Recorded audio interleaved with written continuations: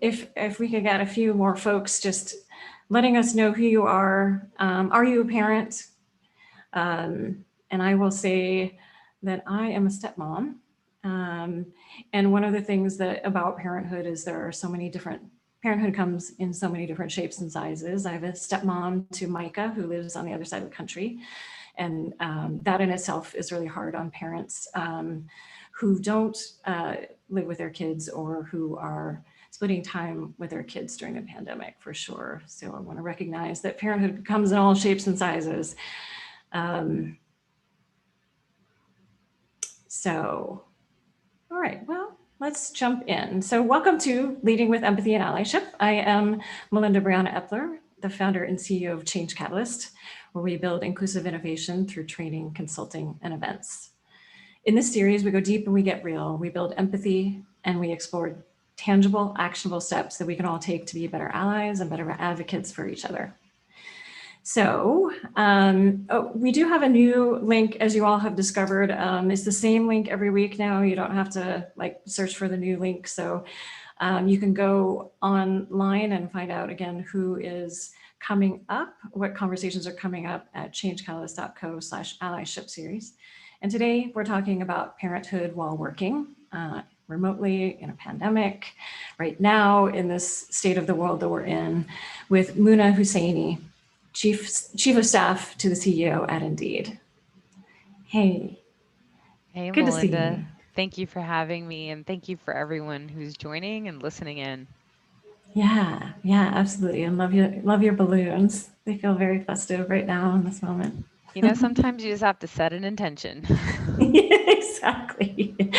For those of you who can't see them, but behind Muna is a backdrop of maybe 20 different colors of balloons in the background. So I'm just going to talk about a few logistics and then we'll jump into a conversation. So on screen, we have an ASL interpreter, Kalina. Our interpreters, again, are sponsored by Interpreter Now, which is a deaf-owned company we're proud to partner with. They're awesome. We also have live captioning by Maggie at White Coat Captioning. So down at the bottom of your screen, you can click on closed caption if you're in Zoom. If you're listening on YouTube, then the captions should be just coming up. Thanks to our team, Renzo, Sally, Antonia, and Juliet, who, among other things, are monitoring the chat and the Q&A throughout our time. And we do have a code of conduct at tcin.co, which you can go take a look at. But basically just be inclusive, which you all always are. So I appreciate you all. And please share what you're learning. Please share your aha moments and engage with us in the chat. There will be time for Q&A too. So if you have questions or you have thoughts that you want us to discuss, just use the Q&A function down at the bottom of your screen so we know where to find those easily. And I see Liz Vivian, who's an old high school friend. Hey, Liz. Good to see you. And thank you all for introducing yourselves. Please continue to do that. I see Stephanie here as well. So yeah, please continue to share who you are and where you're calling in from or tuning in from. So Muna, let's start with you just telling a bit about your story and how you came to be where you are doing what you do today. All right. Well, so we'll take it way back. Both of my parents are Indian. They're Hyderabadi, and they came to the U.S. in the late 60s, maybe it was the early 70s. But basically, our laws here in the U.S. changed due to the civil rights movement, and immigration from Asia was opened up. And so my family is here, and any success and privilege that we have is in part due to all of the work from the civil rights movement. My parents did not come from well-to-do families, and they had to work quite hard to make it. My father did a petroleum engineering degree. They were both immigrants, didn't know anyone, came here at a time when there was no Google. You had to send snail mail and wait a couple months to hear back from your family. And so, if you think about switching cultures, it was a lot to navigate without having any sort of anchor here. And they worked hard and they made it. My father's a petroleum engineer, and we were living overseas when the Gulf War broke out, then came back to the US, got sort of stranded here because there were no flights going back home. And, it was just interesting sort of going back and forth between different cultures and not necessarily knowing where I fit. Though when you're, 12 or 15, you don't quite understand what you're going through. And so, anyhow, I did my undergrad at UT. I started working in Boulder, Colorado in tech. Sometimes I wonder how I got that job because I never remember dropping my resume for that role. They must have, whoever the recruiter is that saw my resume must have seen something. And I remember going out there. I say all of this just to say that I've always felt very untethered in my journey of like not really knowing what I was doing or how I got there, but just sort of putting one foot in front of the other and making things through. And, I interviewed, I got a job there, started working 2 weeks before September 11th happened. I had moved to Boulder, Colorado. I had no friends or family there, and I just went, you know, and then in a sense, felt very stuck and scared after 9/11 happened because I didn't have any friends or family in Colorado. And planes were grounded, and it was a scary thing going to work, um, because I remember that day I was driving into work, and I came into the office and everybody was crowded around this TV, and then I'm visibly Muslim wearing my scarf, and they all looked at me, and I literally just went to my office. I shut the door, and I was too scared to come out. And I think it was, I can't remember exactly, but within days, I was actually threatened at work. Someone came and told me, they said, basically go back home, because I am going to, join the Air Force and bomb you and kill everybody in your family. And I just thought, like, you don't even know me. Oh my goodness. And Wow. over the next couple of weeks and months, I was actually a victim of several hate crimes when I was living there by myself. And this is how I started my career, uh, Wow. very tentatively, if you will. But I was lucky that I had a supportive manager and I had friends who took care of me, and I was able to navigate through that. Um, and I think since then, it's always been a journey because in most of the places I've worked, while I've made friends and had success, I definitely felt like sometimes I was an only in the room. And so that can be lonely and hard. And, you struggle where you're like, am I supposed to be here? Do I actually know what I'm doing? And, um, it's something that has stayed with me through every step of my career. And, I think there's this theme of you just keep going, you just put one foot in front of the other, you just stick to what you know and you build and you move forward. And so, I've worked at several different tech companies. Um, I actually moved when I got married, and I ended up working remote, and for my family, that was kind of hard. And recently switched again. I'm at Indeed. It was that by itself was kind of a scary change because, like, in my previous role at PayPal, I had been there 10 years, and I knew a lot of folks, and I had an established brand, and I felt very comfortable in my role. And so to give up all of the relationships I had and all of the sort of safety and comfort and jump into a completely new company where I don't know anyone, starting a very different role was scary. But I did it. And 3 months later, COVID hit, and we're all sort of navigating this new way of working together, whether you're established or not. So hopefully that's a little bit of background about me, Melinda. Yeah, yeah, absolutely. And I think what you didn't touch on was just all of the things you do outside of work and Oh, the many things that you do outside of how work. much time do we have? And I would say to you all that Muna is a great ally, in a lot of ways, including that, she has, I've asked her to recommend several speakers to our Tech Inclusion conferences, and also to Najiba, who we talked with earlier, in season one. And she's just an amazing human doing lots of work. Do you want to touch on a couple of the things that you are doing and or have done? Yeah, sure. So I mentioned earlier that I was a victim of hate crimes, and locally here in Austin, I actually work with our hate crimes task force. They do work that is sort of reactive, proactive, and in the legislative space. And so I just try to go and support and do a lot of public speaking there. I care a lot about building inclusion, and I mean, if I had to put it in the most basic terms, I know what it's like to be attacked for literally just being.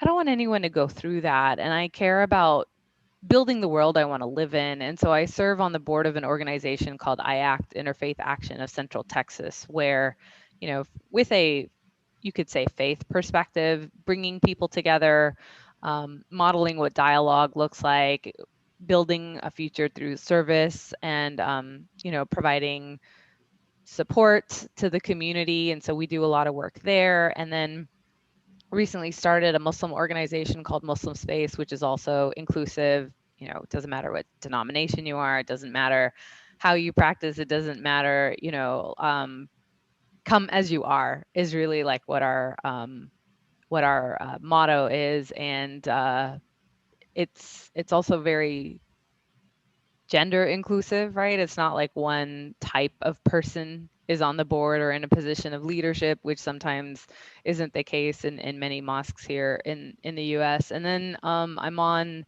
the advisory board for Path Forward, which is an organization helping people come back to work who have taken a career break. And I'll just stop there. You can go and look her up and see all the other amazing things that she does. Awesome. Cool.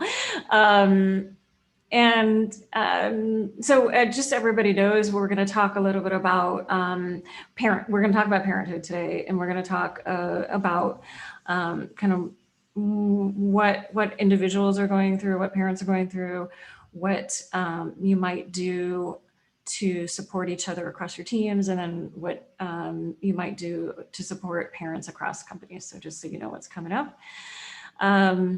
So let's start. Can you just tell us about your kids first?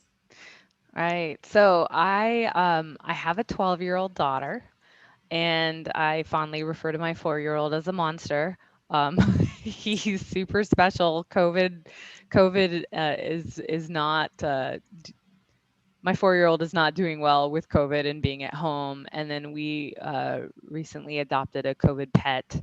But yes, I actually had my first, and then was part of a layoff. And so it was interesting when I had her because I wouldn't have chosen to stay home. But in hindsight, it was a blessing in disguise to be home, because while I was totally ready to continue to work through her infancy, I felt lucky to have been forced to stay home because your littles are only little for so long. And then I happened to change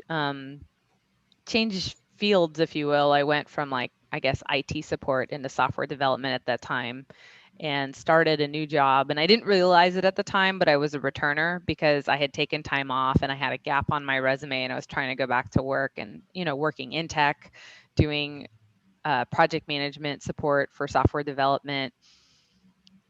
And it was a lot to balance because I'm not a very structured person. I'm not that person that wakes up every day and does all the things on time and, gets all the things done. And so when you have way more to balance and what feels like less time, you really have to learn how to prioritize. And I think for me, there was also a struggle to admit that I couldn't do everything by myself. And so being able to ask for help, and that's in a personal capacity as well as in a professional capacity, or learning how to say, no, I can't do that. Cause I would usually just be like, okay, I'll do that. Okay. Have the disease of saying yes.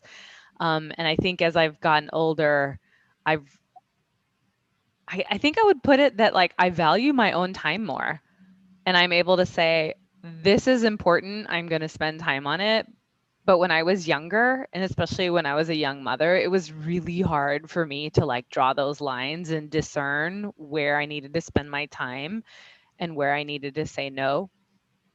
And I talk about this experience of being a returner because, like, unbeknownst to me, I would use that experience to help build a program called Recharge at PayPal to help parents come back to work and figure out what it takes to support people who are coming back to work and the managers that are hiring them so that you can have a sort of ecosystem of support. And it's not just the person who's returning to work, it's not their responsibility to make everything work.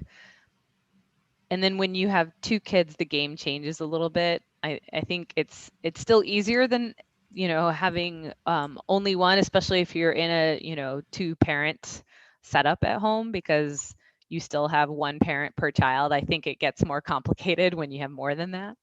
But yeah, we have two kids, and I will also talk about my husband. I have to give him a lot of credit. I've been able to have the success in my relationship because I've had, forget even equal support. I think in any marriage, nothing is 50-50.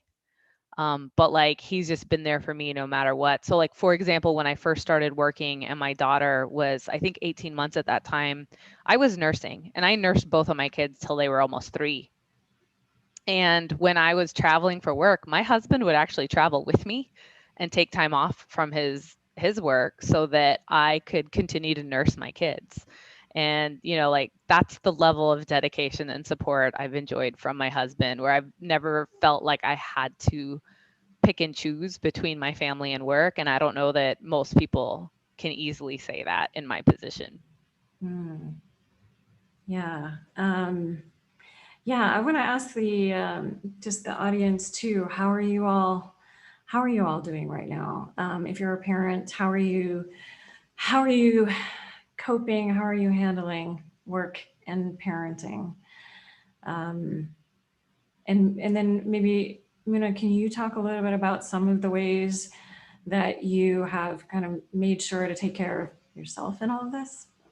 Well, it's been really hard. I'll start with that. I'm actually immune compromised. So when the pandemic hit, I'm lucky, we're very privileged at Indeed to be able to have transitioned everyone to a work from home setup. And I made the choice to keep my family home. I made the choice to keep my son home, and I was able to, over time find a nanny. But those first couple of weeks were impossible, trying to work. And by the way, our jobs are not 8 to 5.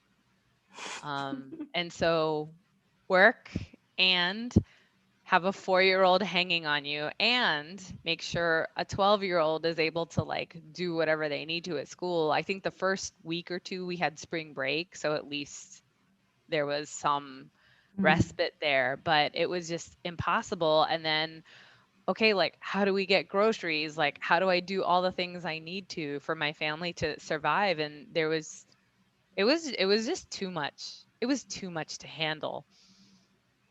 And then over time, as my kids went back to school and I was able to hire a nanny, like, that's not stuff everyone can do, but it's still been hard because I'm still helping my kid trying to navigate school all day long, and tech issues. And there's my 4-year-old, like, I have a setup where I don't have my doors, they don't lock at home, and so he'll come in, and I'm in meetings and he'll literally come in and be riding me like a pony, or he just comes in and starts, like, sniffing me. I mean, it's the stuff that you sit there and think, like, okay, I can't laugh about it now, but maybe later. Um, and and then there's the emotional aspect as well. Like, my daughter just switched schools. She's in 7th grade. She hasn't made any friends at school, and I don't think she's going to be making friends over Zoom. And it makes me worry about her mental state. I mean, like, how much fun can you have when you're stuck on a computer all day? And then you have your 4-year-old brother bothering you, and then your parents are free after work. And, like, what does that social life look like? And, what does that do for her mental state? And then, of course, like, I've spent, like, 12 hours on Zoom. And then now she's coming to, like, plug into me, and I have nothing to give. And then you can imagine sometimes how our afternoons devolve, right? Like, Hmm. lots of fun. Yeah, yeah. And I think at different life stages, kids are going through different things too. Some, and especially in those transition moments when you're going to a new school or going to school for the first time, going from middle school to high school. Yeah, and I think it's also hard for the littles because they're used Mhm. to being out and doing stuff and seeing people, right? And now they're stuck inside in a sense. And so I will say I've been lucky to be able to do some problem solving. Like, for example, I was having blow ups every day around lunchtime where my son just wanted me to eat lunch with him and put him down for his nap. And I would struggle because he would come in and just interrupt my meeting, like predictably. And, I was able to just finally call it and adjust my calendar and say, look, at this time, I just can't work. I have to be able to be home. And like that has reduced so much of our stress for me to be able to like flex my calendar. And I'll also say at the same time, it's been really, I don't know if validating is the right word, but being in a position of leadership and we have like our all hands calls for our organization. And when my son is coming in and, running his dump trucks over my head in my meeting and playing, I have, people in my org, in my team that will message and say, thank you so much for modeling what it looks like to be parenting in this pandemic. Certain folks are like, I'm on a team where no one else has kids, or I just feel all this pressure to do everything and make sure everything looks perfect, except we don't live in a magazine. And we have to like acknowledge that we're in this moment and this reality. And it makes me think about, Melinda, do you remember that BBC interview a couple years ago where there was like a professor doing an interview live and like his kids walked in and his wife came in and like grabbed the kids, and like that's all of us right now, That's, right? yeah, yeah, in all different kinds of ways too, whether you're a parent or not. Our households are, not meant for the work to be the workplace in most cases. And yeah, I think that we're all struggling in different ways to make that work. And I love that. I love that. I agree with you when I am on a call with clients, and I do a lot of executive trainings, and the executives will let their kids come in and say hello. And it's so cool. It's really, that shows to me, that shows that they are being more inclusive, in modeling that, and that it's okay. It's okay. That is your life and that is your work. I think it's super important to model that because it's one thing to be able to say like it's okay, like do what you need to for your time, but for leaders to actually show what that looks like is super meaningful. Mhm. And it's kind of that difference between sympathy and empathy, that like, okay, my team has seen me struggling with my kids and me getting interrupted. I mean, Melinda, when we chatted earlier, will tell you I have a scarf that actually has holes in it because my child ripped it off my head and it was pinned. And this is while I'm in a meeting with our SVPs and our CTO and our CEO, and they all were like enjoying it. And I don't think I don't think anyone, not, I don't think, no one has said a single negative thing to me. And I feel very supported and I'm very lucky for that. However, I would be lying if I said I didn't have some anxiety over it, because we do know that perceptions matter, how you show up matters. And I do worry. I wonder, hmm, I am interrupted a lot. I don't have the same focus because sometimes I'm like, look, I have to go. And while I have actively made a choice to not apologize for my family, I don't say, I'm sorry, I have to go. I say, thank you for waiting. I'll be back, because I'm not going to apologize for Hmm. being stuck at home in a pandemic with my kids. I actually try to center them more because I think, wow, like how horrible, like they're stuck inside, they don't have any friends, and mom and dad can't give them. So Oh, here he is. hey. Say hello, and look, I'm also ready for him. Here, go take that.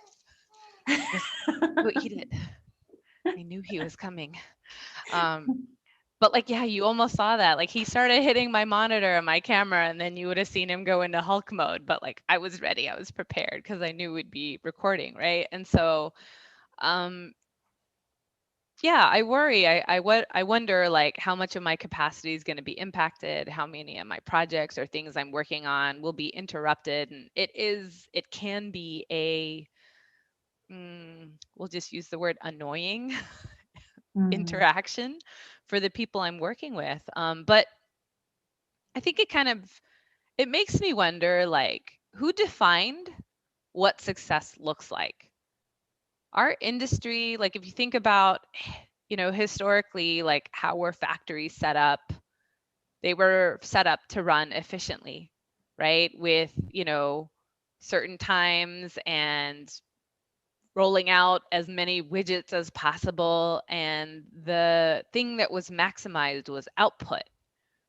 And we have an opportunity to redefine what does success look like so that the costs that were incurred by the few are now shared collectively. And I think if we can redefine what that looks like, we win together. So I'll give you an example. And I talk about this one in a concrete way where, like at Indeed, one of the things we care about is the environment.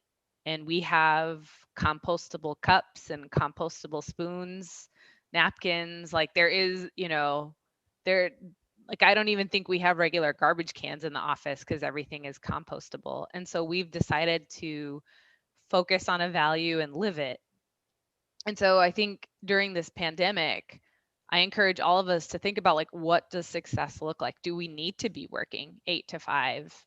Do we need to be strapped to our desks to do our job? And what are the things, what are the outcomes we're trying to drive that are successful, but also the way we interact, right? Like, can I work and include my kids in life if that's what I need to be successful? What does taking time off mean? And another thing I worry about a lot is the amount of stress that many people have been sustaining is at such a high level over such a long time that I worry that people will be burning out. I know my patience runs really low, and I've been trying to remind myself, like, for example, bedtime, like, I'm just trying to get it done. Okay, brush your teeth. Okay, brush your teeth. All right, brush your teeth, right? Okay, let's go. Let's go. Put your pajamas on. And I have to stop myself and be like, what are you trying to get done? Why are you in such a rush? Like, is there a deadline for bedtime or can we just be and move through it and like give myself that grace along with my kids? And then to allow that at work as well. Like, are we pushing deadlines that are arbitrary or are those actual deadlines? And like, where can we adjust? And mm, so I think it requires, like, yes, I'm in a position of leadership and it's easier for me to have some of these conversations, but I think that's where we have to have courage, right? To be able to have those conversations and understand, okay, like at the team level, have we built trust with each other to be able to ask for what we need, or conversely, to reach out and say, "Hey, what do you need?" so that that person can tell you with trust, like, what does success look like, or how can I be successful? This is what I need. And then if you take that out further, like team to like org to company, and like where do you have a locus of control, and what can you be doing, right? Like I think starting the conversation is probably the hardest and most important part. yeah.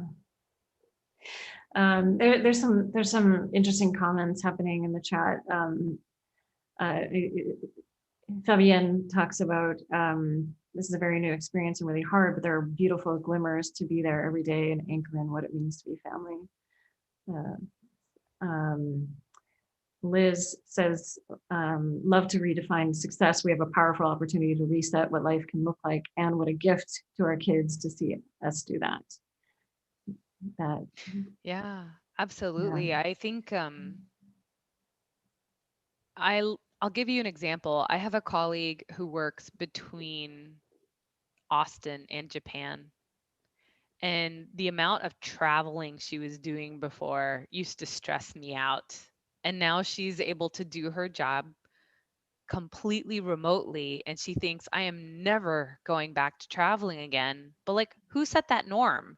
It wasn't someone it wasn't someone that had little kids or familial responsibilities. It was someone that was able to like nicely hand that over to someone in a package and do the things they had to do. And like now we have this norm we're stuck with, and like we have an opportunity to like reassess that. And Mm. I am loving that I can have lunch with my kids every day and spend this unrushed time with them and just eat. And I'm a child of the 80s. We used to hop on our bikes and ride through the neighborhood and play with friends, and we have a little bit of that opportunity right now with our neighbors and building those relationships and playing together, and I'm very grateful for it, and I actually want to keep that. I hope that we stay connected. I hope that we're able to spend more time together and do picnics and slow down the pace, because I think it was too much before. And I'm grateful for that opportunity, and sort of in this sort of new norm of connecting over Zoom with people that maybe I hadn't chatted with before. But from a parenting perspective, I think between, what is that? There's like a saying, it's like work, friends, sleep, working out, pick two. I can't remember, but you get the point. Yeah, right. And like in a sense, because people are more open to connecting over Zoom, I have this opportunity to like connect with friends a little bit more than I did before. And I always joke, I mean, you heard earlier that I'm part of a lot of community stuff, and I definitely have let a lot of my friendships go by the wayside. And from a mental health perspective, that's probably not the best thing to do.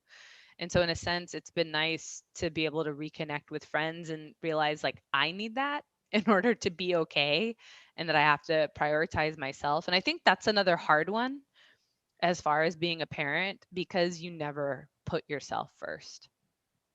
And you're always taking care of everything else, except how can you fill anyone else's cup if your cup is empty? And so many of Mm. us, not just parents, but like so many of us with familial responsibilities are running on empty. And at some point, right, like just like a car, the gas tank's running on empty. It's not going to keep running. And I think it's really important to be paying attention and being radical in taking care of ourselves, because otherwise, if you give everything away, you have nothing for yourself. And then like, I'm not 20 anymore. My health easily deteriorates, right? Yeah, yeah, and I mean, there's a McKinsey report that just came out recently talking about women in the workplace, and that we're seeing in several reports out there that women, and especially women of color, and especially Black women, are being more affected, disproportionately affected by both the pandemic and also the economic crisis. That um, 1 in 4 women are considering downshifting their careers or leaving, and also we're seeing higher rates of women being furloughed and laid off at higher rates too. Parenting is a piece of this. It's not the whole piece. It's a big piece for many people, and women.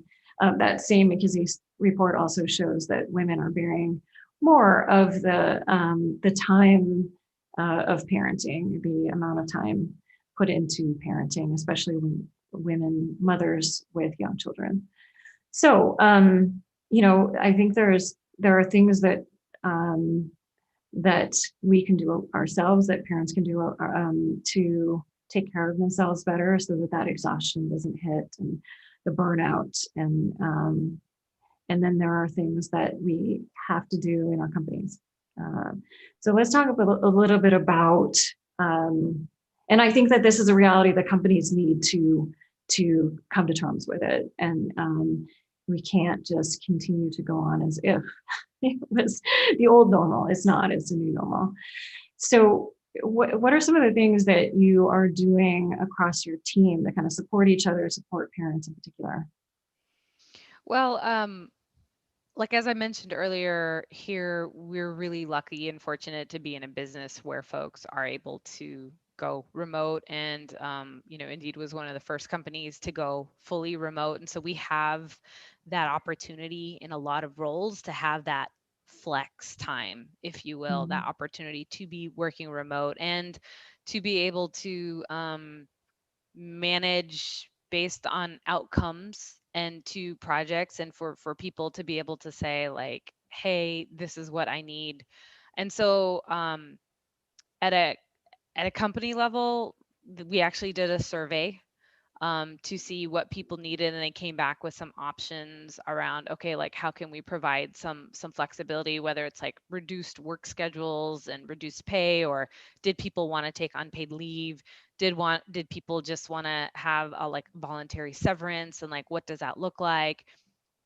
As far as my own team goes, we've had conversations about this, and also been able to say, okay, like who needs help? How do we support each other? And try to like proactively manage so that when you need to tap someone in, the backup plan is Mm. there so that no balls get dropped, right? And being able to set up that sort of proactive support plan. But we're only project managers, so I think it comes in line with like what we do, trying to like plan and manage risks, if you will. I think one of the things that was interesting that came up for me in thinking about parenting, and this isn't specific to my team per se, but there were articles I was reading where for the first time, both partners are home with kids and trying to work equally, and that responsibility is being shared by both. And some of the conversation was around, well, if men are finally being impacted by this, is there going to be more consideration for changing what benefits packages look like? Because even when it comes to maternity leave, companies are starting to provide paternity leave, but I'm not sure that it's being used the same way as it is by women. And what does that mean? And what does support look like, whether it's for daycare or covering the costs of childcare? And in this situation, does that extend to school? Because it's impossible, almost, almost all of the folks who have homeschooling, right? Like this is why many women left, is because you can't do homeschooling and manage your full-time job at the same time. And so like with so many women having left the workforce, are they even going to be able to enter back? Right? Like there are a lot Yeah. of considerations and long-term economic implications of what is happening right now. Yeah, I think that's an important piece of this that companies may not be thinking about is what to do if a parent drops out now. How do you make space for them to drop back in? Hmm. Um, because this is not the long term. We're in it Right. for a bit, but not forever. And there are, I worry about, that McKinsey report again said that, I'm not sure if I can find the quote easily, but um, that essentially we're setting ourselves back in terms of diversity considerably, and because so many women and actually Black and Latinx folks just overall are being furloughed and laid off and dropping out of the workforce. Right. And so we do need to, well, one is if you're furloughing or laying people off, really consider diversity before you do it. That is one that I don't think very many companies are thinking about it. But then also, how do you how do you make that space when people are ready to return? Yeah, I mean, if we think about that report, you compare men's representation to women's representation, for example. Um, I think if I remember correctly, the report talks about a broken rung where even just at a management level, women women aren't able to climb the ladder and their representation drops off. And so then if we further look at that lens and then slice by, you know, Black women or Latino women, then the representation goes down further. And then if you want to talk about impacts, if women are leaving the workforce, that's one thing. But then I think burnout for Black women was also mentioned in that Mhm. report, because on top of being impacted because of the pandemic, there's also all of the stress around the Black Lives Matter movement right now, and not being acknowledged at work, or having to deal with not being seen. And then if you have your kids on top of that, I mean, like, it's a very real thing, right? Like, how much are people supposed to just hold together and make sure that you can, like, do everything? And so, you know, in I think very much in line with your podcast, right? Like, intersectionally, there's so much to look at. It's not just, Mhm. you know, while we might have been talking about parenthood, right? Like, speaking very frankly, like, my husband is Black, my kids are biracial. Like, we've been navigating all of this sort of together and talking through how to how to be dealing with everything. And granted, we're in a position of privilege, but it's a lot, right? It's a lot to manage. If you want to just talk about one of those weights, not just like all of these things, right? Mhm. Mhm. Yeah, 100%. Absolutely. If y'all have questions, put them in the Q&A. We'll just keep talking if not. But yeah, please feel free to put your questions in the Q&A or thought discussion points. Um, Mental health, as Stephanie says, mental health and wellness is critical now. We need corporate HR policies and benefits to work through and to work to destigmatize mental health. 100%, 100% agree. Yeah. And actually, we'll be talking a little bit more about that in our next episode, too, particularly mental health as it relates to racism for Black boys and men next week. Um, so, Fabienne said the little glimmers, the positive things in the pandemic. I think, or in life and in this moment, I think we do need to remember those and hold on to those and allow ourselves to have those too. Are there some? Are there positive moments that you really that really stand out for you? Uh, hopefully there are. But things that really and all of you, please share yours as well. I think that it's important to share those. I'm getting a little emotional because one of the things, like, I've always struggled with is guilt from being away from my kids. Like I said, I feel really lucky that my husband is such an amazing partner in taking care of everything. And we share everything. I wouldn't call him an equal parent, but at the end of the day, like, when I wasn't home and this first happened or whatnot, like, it hurts. And one of the things that my 4-year-old does is he will come and he will sit behind me and he will just hug me during my calls. And, like, he does this thing where he sucks his fingers. And I have just come to love that so much. And here he goes. Ah! But he will just sit behind me and he will hug me. And I just think, like, I think I'm going to miss this, you know? Um, I'm going to miss this. And it's actually quite comforting to me, um, even though it looks funny. And hey, why don't you go back to Shelby? Okay, all right. Yeah, you want to say hi? Say hi, friends. All right. Thank you for Hi. joining mommy. And, you know, there are things like, for example, I was trying to figure out how to show one of my team members how to do something, and my 12-year-old was here.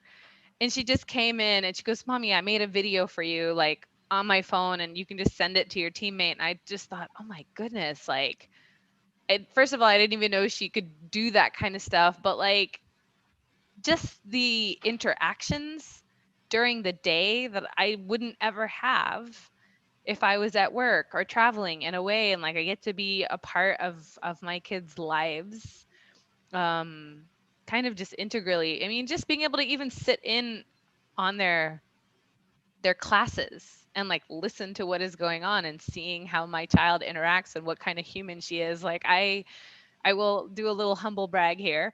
But like I walked by my daughter's room and, she had a pile of plates in there and I went to go pick it up and I looked and she had her video on and she was the only person in her class that had their video on for the teacher. And I just thought, why do you have it on? She goes, Mommy, the teachers are working so hard. Like the least I could do is let them know I'm paying attention. And I Oh, just thought, okay, I'm doing something right with this kid because like I didn't mm, have to lecture her for that. Like that was something she did on her own. And maybe that feels uncomfortable if you're the only person, when middle school, the best days of your life, right? Like doing something that no one else is doing, but like she gave that like respect and empathy to her teachers and I loved it. And like I thought, okay, like something good is happening here. mhm. Yeah. Um, Thank you for sharing that. Are there other things that we didn't cover at the company level that people can do to advocate for parents, and if you have the ability to create policy to look at policy changes? Well, I think that it's important to start asking. I think we talked about having the conversation. Um, I would say that this is where culture and inclusion matters a lot.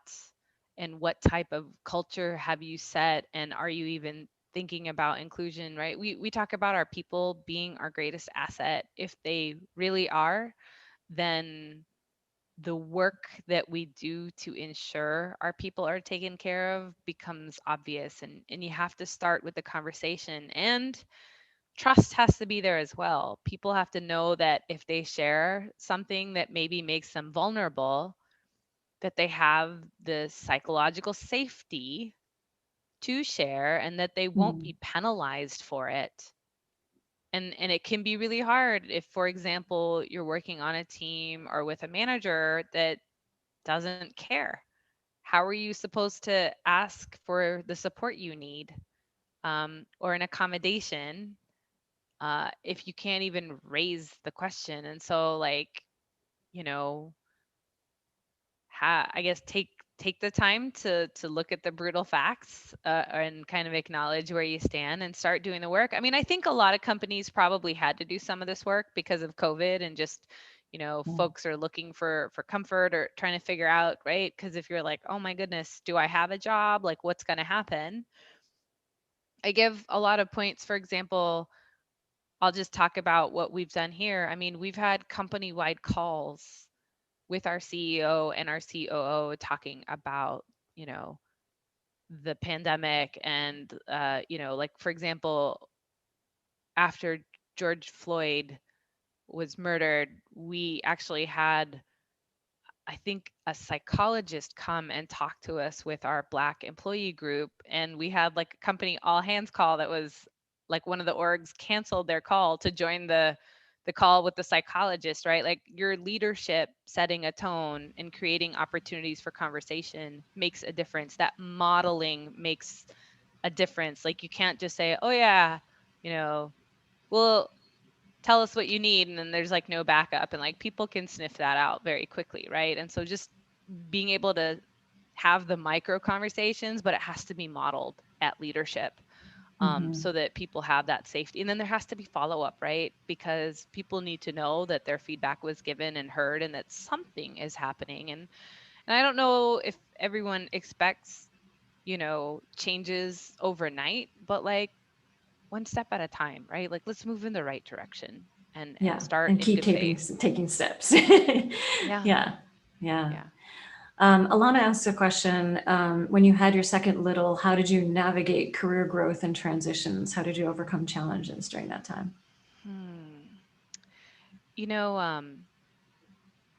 I had this realization that I wanted to be able to dedicate certain focus to my kids. And so then this is what I was saying is like as I get older, I was able to sharpen what my priorities were. And because of that, while it feels uncomfortable, at first it used to make me feel uncomfortable saying no to opportunities, but then I realized when I said no that it was actually in service to the things I wanted to do. And so when you have I'm saying this in theory, less to do, you can focus more on the smaller things on your plate. But I will say that when I had my second, um, I was at a job, and I chose not to take a new job. Like, I chose to stay somewhere where I knew what I was doing and I would be able to manage, and I like reduced the amount of transition or change that I was in. Um, in in today's time, I don't know that that would follow because there's too much change on a day-to-day basis. And I think the lesson there is just really just like simplify and get clear on like what do you actually need. And I think the second time around, I had learned to ask for help, whether it was from my spouse or from friends or my family or even people at work, where I was like, I can do this, I can't do this. And one of my kind of rules at work has been like, I'm not a big fan of surprises. And so I just told people up front, like, this is what I think I can do and this is what I can't do. And like, I would be worried about, okay, if I have to step out or whatever, like I do this thing sometimes where I'm like, I know I have a deadline on Thursday, but I'll give myself the deadline on Wednesday in case if I don't miss that, I still have a day. And so like it's just something I've done to like manage for myself because I know things get unpredictable. The other thing I will say that I think I got smarter with my second was just getting better about utilizing my mentors and like not trying to do everything by myself and not trying to like figure everything out by myself. And so, just really shortening the learning curve by leveraging other folks, which if I have to relate it back today is still relevant because like as I talk to a lot of my other colleagues who are struggling with, parenting issues, or like I was talking to one of my friends who's a COO at another startup, and she was just saying like, listen, this is what you need to do. This is how you do it. This is how you navigate. And I thought, why didn't I talk to you before? Right? Like, why am I struggling through stuff by myself? And so, yeah, like we really have to be taking care of each other. I hope I answered your question. Yeah. There's some great comments in the chat here. Thank you all for sharing your thoughts. Liz recommends the Tiffany Dufu's book "Drop the Ball" for more on how to do more by doing less. Thank you all for sharing your thoughts and your experiences here. Super helpful. Um, can you? So you just launched a podcast. Can you tell us about it? Right. So, our podcast is called Three Righteous Mamas. Um, there are three of us. We are mamas. We met after the 2016 election, where, being Muslim, Christina is Latina, and Martha is gay. And we all felt on some level like us, specifically our families and our communities, were under attack. And instead of our worlds getting smaller and us focusing on fear, we all happen to meet and become friends and have been working towards kind of uh, the world that we want to build. And so our podcast talks about three righteous mamas, and sort of it's at the intersection of motherhood and politics. And we feel like if motherhood was represented more and our voices were more mainstream as far as politics and policy goes, that we think the world would be a better place. And so we choose to occupy that and use sort of this, fierce mama bear energy and putting it back out into the world. And what does that look like? And so those are the conversations we have. And where can people find it? I think it's everywhere. Podcasts can be Okay. found. I think like Awesome. Apple. Just search for it. Yes. Cool. Awesome. We do have, I think we have time for one more question. And Fabienne has a question. How are you talking to your kids about how to see themselves as children of color in a time where uncomfortable truths about race and inequity are taking place? Just a little question there. Oh, well, okay. So I'm Indian. My husband is Ethiopian, and somehow my children look Puerto Rican. And we actually talk about race quite a bit.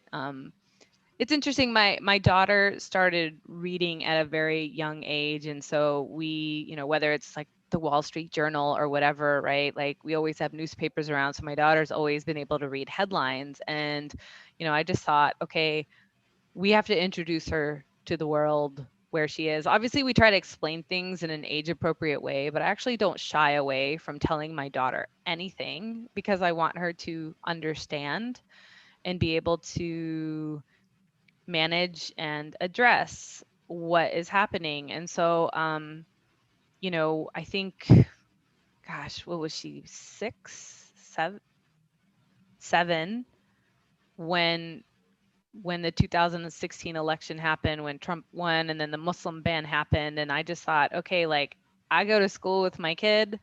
Um, Maybe kids can't tell where she's from, but they see me and like, how is she navigating? And like, I had to sit down and talk to her because in addition to being Muslim, she's also Black. And so, like, okay, like, if kids are being mean to you, how do you deal with that? What do you do? And like kind of taking her through the steps of like, how do you respond if someone is mean to you? And if you go to a teacher, they could respond like this and this. And if they, respond and they help you, great. But if they don't, you don't have to take it. You go to another grown up. And if they don't listen, then you go to the teacher. And if they don't listen, then you get on the phone with mommy and you don't take no for an answer because I will not accept you. Like my job is to keep your body safe. And if mommy's not there, your job is to get in touch with mommy to keep your body safe. Right. And so like kind of helping her understand like in an age appropriate way the reality of like what might happen, what could somebody say, but also like what do you do, because I want my child to have agency and I want her to know how to navigate things. Because like when I think about when I was a victim of hate crimes, like I was actually dependent on the people around me. I froze. I didn't know how to respond. I was really lucky. Like my life was actually saved by strangers. And I always sit there and I think like, what could I have done differently? How could I have helped myself? Because one of the things I struggled with the most was feeling victimized and that I couldn't control my environment. And, granted, that's my experience. Maybe people would deal with things differently, but I want her to be informed so she's not caught by surprise. And let's be honest, when something happens, she may still be caught by surprise, but at least she'll know how to navigate and know that she can come to me or other adults for help. And if other adults don't help her, that's on them, not on her, so that she doesn't internalize all of the stuff that comes with this, right? And that like, she knows where she stands. And then I will also say there's really great books out there. Like I loved watching Hidden Figures with my daughter, not just for sort of being able to see what it's like in this particular movie, like Black women who were navigating racism, but also that they were like finding paths forward and they were like um excelling in their field and like what excellence looks like. So she knows like what that path is in front of her. And not just for my daughter, but also for my son to be able to see what does excellence look like, whether it's one gender or another, and an identity, and exposing them to like all sorts of stories, whether it is Black women excelling or Muslim women excelling, or what does success look like and how do we achieve that together, right? Yeah. Thank you. Thank you for sharing. Thank you for sharing your wisdom and your experiences and being you. I appreciate you. Well, thank you for creating the space. I've enjoyed the series this far, and I look forward to hearing from all your other guests. Awesome. Awesome. And I just want to take a moment to recognize that parenthood, again, it comes in all shapes and sizes, and sending lots of love to parents who are struggling. And, whether that is struggling with your kids, struggling not to being able to see your kids, and so much more. So take your time to replenish. And I love what Muna said about, if you need to tap out and allow somebody else to tap in, and really try to see that in your team, and normalize that across your team. Take time to replenish, even if it's micro moments of replenishment. I think is really important to remember the good things and be there within them. And you're not alone. So join us each week for Leading with Empathy and Allyship. You can check out the latest updates on who is coming up at changecatalyst.co/allyship series. And if you wouldn't mind, please subscribe to the podcast and YouTube channel and give us a review or a thumbs up on whatever platform you're on, and share it with your friends and colleagues. All right, thanks everybody. Thanks for all your great comments and your discussions. Really appreciate you all. Bye.